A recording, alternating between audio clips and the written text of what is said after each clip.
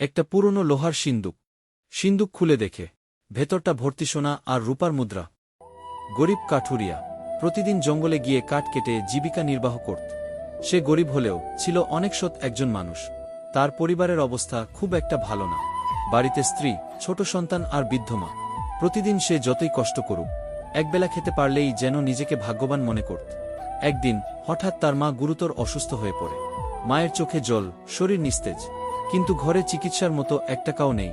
কাঠুরিয়ার চোখে অন্ধকার নেমে আসে, তবুও সে ভেঙে পড়ে না। সে ভাবে, আল্লাহ নিশ্চয়ই কোনো না কোনো পথ দেখাবেন। সেদিন সকালে খুব কষ্টের মন নিয়ে সে জঙ্গলে যায়। চোখে জল, মনে দোয়া, হে আল্লাহ, তুমি আমার মাকে বাঁচাও, আমি তো কারও ক্ষতি করিনি। সে গাছ কাটতে কাটতে একসময় কুড়াল ফেলে দেয় এক শক্ত জায়গায়। একটা ধাতব শব্দ হয়, ঠক। মাটি খুঁড়ে দেখে একটা পুরনো লোহার সিন্দুক। হাত কাঁপতে থাকে। সিন্দুক খুলে দেখে ভেতরটা ভর্তি সোনা আর রূপার মুদ্রা। সে সোজা বাড়ি ফিরে আসে। মায়ের চিকিৎসা করায়, ঘরে খাবার আসে, নতুন জামা কাপড়, ছেলের মুখে হাসি। তার সততা আর ধৈর্যের ফল সে পেয়েছে। আল্লাহ তার বিশ্বাসের মর্যাদা রেখেছেন।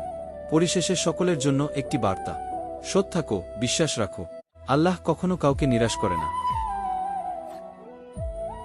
এরকম সুন্দর সুন্দর গল্প নিয়ে প্রতিদিন ভিডিও পাওয়ার জন্য আমাদের ছোট্ট ইউটিউব চ্যানেলটি সাবস্ক্রাইব করে রাখুন এবং পাশে থাকা বেল আইকনটি অন করে দিন সবার আগে ভিডিওগুলো পেতে।